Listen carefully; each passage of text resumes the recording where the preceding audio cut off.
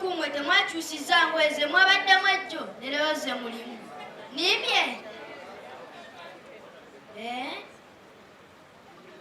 ogambye kinyabo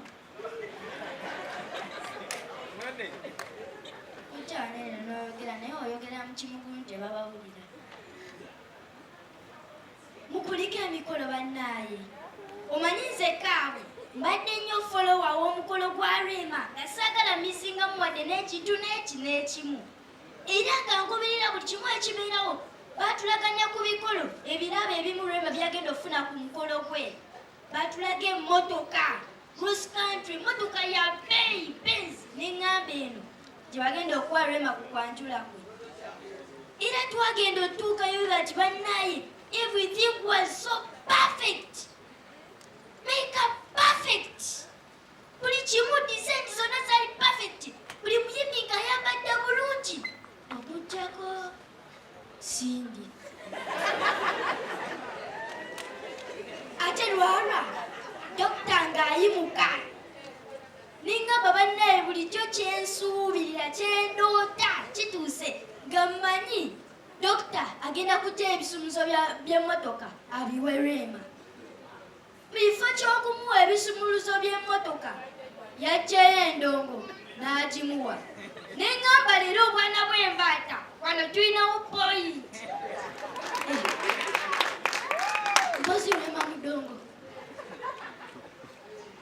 nze kaawe sibadde nnyo faani wa Eddie Kenzo naye ate ku byamutuukako nga we mwabiraba kyampaliriza okubeera faani we ebya Sheikh Musata ndowooza mwabiwulira naye nasudde ekintu ekikimu bw'obeera n'obusungu obungi weerabira ebintu bulijjo by'omanyi obulungi ate n'ojjukira bulijjo ekikutawaanya ne Kenzo kye kimu yeerabira Oluganda lwe yali amanyi obulungi n'ajjukira Olusungu bulijjo olumutawaanya naddala wano gavumenti weeyaayo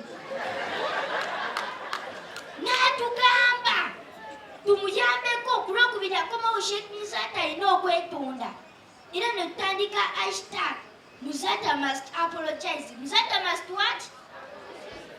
Ate olwokubiri lwalwa ne tugenda ku kisaawe ne tumunona ne tumutabuza bulungi ne tumutuuse waka tulinda atubuulire engeri gye tugenda okukolamu Sheikh Musata yeetonde ekirala kye nazudde eyakusinze aba yakusinze akubisa ne gyotemye Eddie Kenzo yakwata omuzindaalo mu kifo kya Sheikh Musata okwetonda wallahi Eddie Kenzo ne yeetonda n'agamba Sheikh nsomye sikulinaako problem awo we nazirikira